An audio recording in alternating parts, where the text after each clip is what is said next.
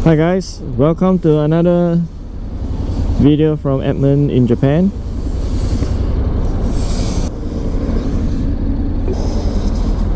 So in our last video, or the last video I would say, we talked about making a 1000 kilometer review.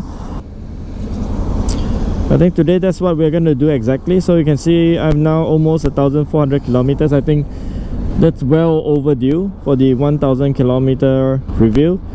So before we jump into the 1000 kilometer review, I would like to also talk about a short comparison between the NC750X as well as my previous bike, so the MT-07.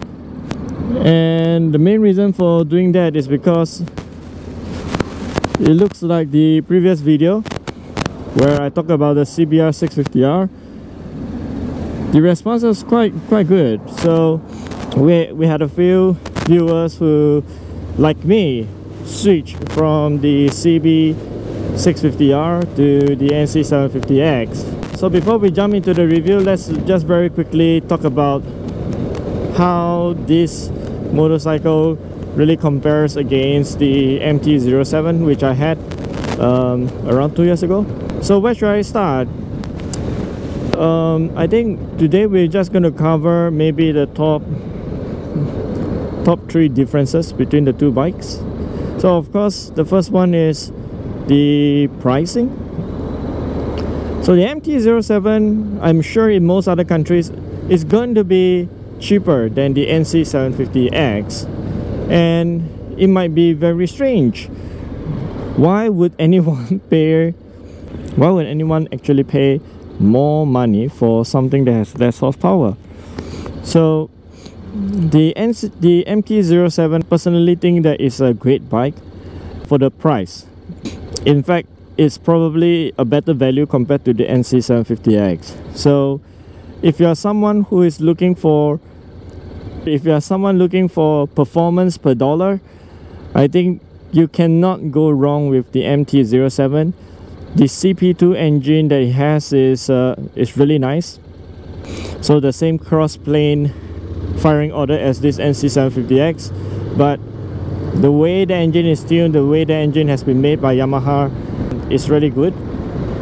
You get lots of low down grunts, and yet you get a reasonable amount of top end power, unlike the NC750X. So just on performance per dollar, I think MT-07 is much better. So the MT-07 is really targeting customers who like to have zero frills when it comes to their naked bike, who is moving from bikes like the MT-03. And the NC750X, the target audience is completely different. In fact, the NC750X is not even targeting customers who is trying to move up in the power performance or in the capacity performance. Instead, I actually think that the NC750X is mainly targeting the older riders. So riders who have experienced the bigger horsepower machines and would like to have something that's more commuter friendly, who might have experienced a motorcycle that has more horsepower or much bigger touring motorcycle, but would like something that's lighter.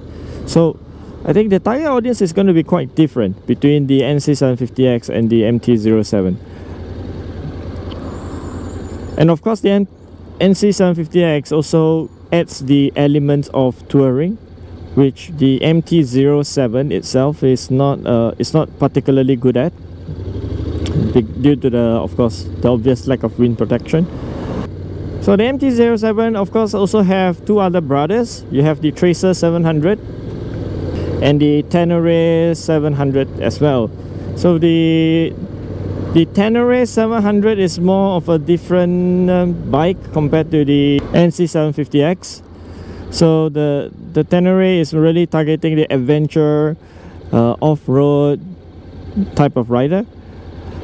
On the other hand, you also have the Tracer 700, So the Tracer 700 is more, I would say it's targeting audiences that's more in the range of the NC750X.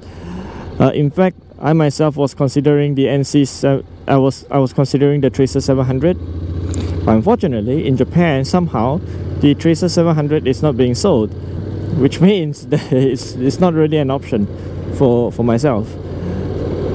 So I think the second point is really the NC750X is more targeting towards audiences that are looking for a more comfortable commuting, touring motorcycle compared to the MT-07.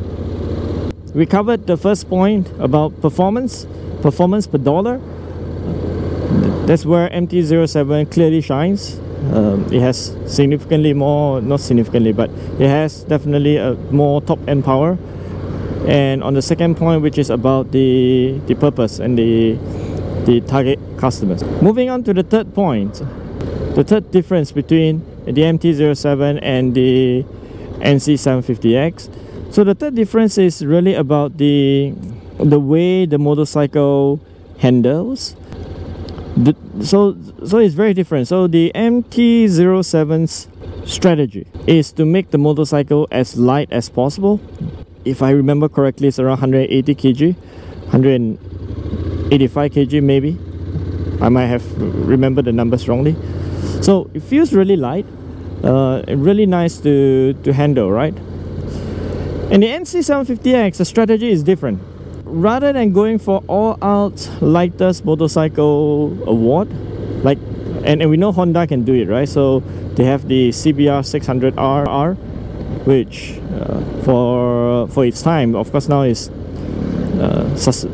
now it has ended production in many other countries. But we know Honda knows how to do light bikes, and for this particular motorcycle, for the NC750X, the way they tackle the weight problem is rather than spending more money trying to make the bike as light as possible, so Honda have instead chose to go with the lower center of gravity strategy. In terms of handling characteristics, I think the NC750X and the MT-07 feels different, but the feeling is light. It's just that the feeling is different. Alright, that really sums up the 3 points, the 3 differences between MT-07 and the NC750X. From my perspective, of course. If you think that there are other points or other differences, please feel free to share in the comments down below. If not, I'll see you later as I go through the 1000 kilometer review of the NC750X.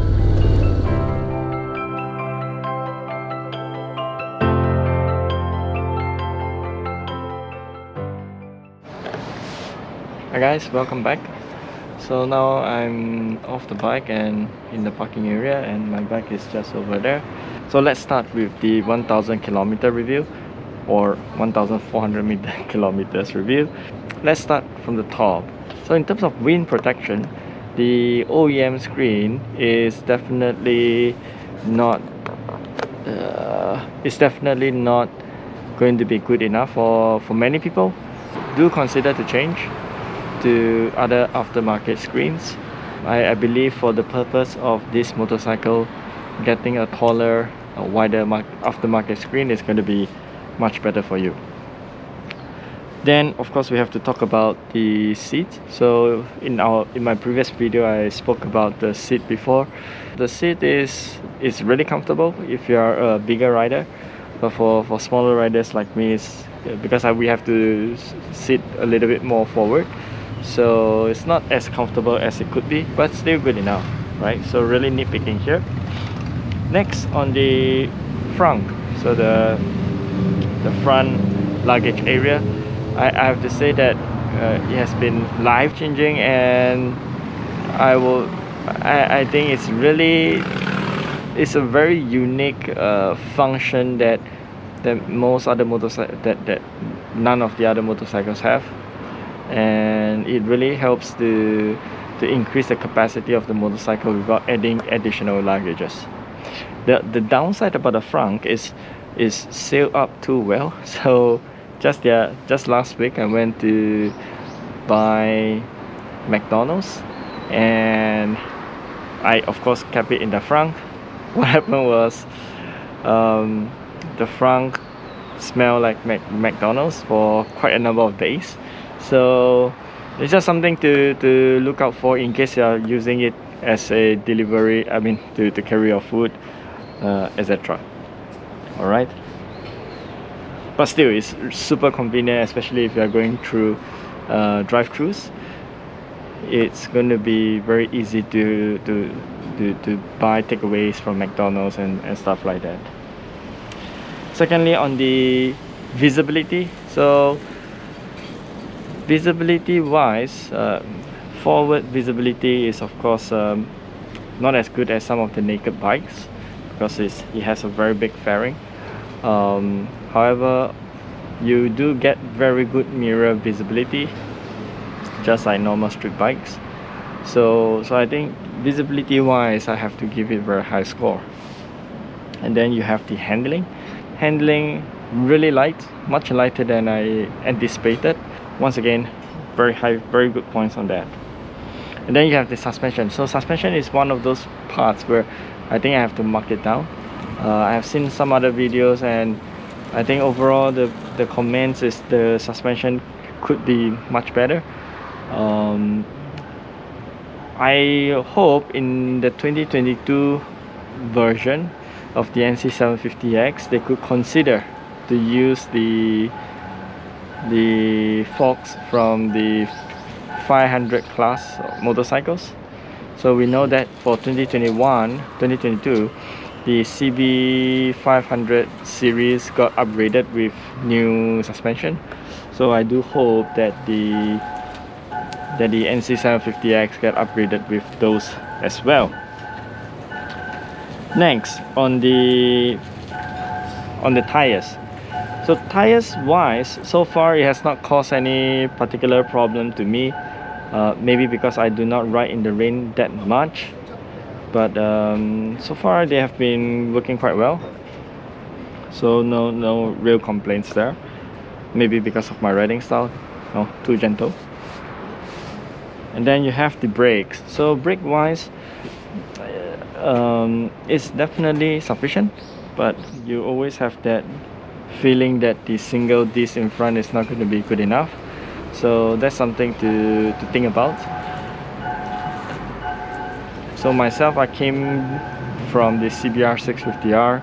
So in terms of brakes, I was used to having more than enough of it in the previous bike. But for the NC750X, there's always this feeling that it could be a bit better. So I'm not so sure whether it is partly because of the suspension. But once again, if you look at the 2022 CB500 series, they have been upgraded with the dual disc front. So I hope that in 2022 the NC750X get upgraded with the dual disc as well.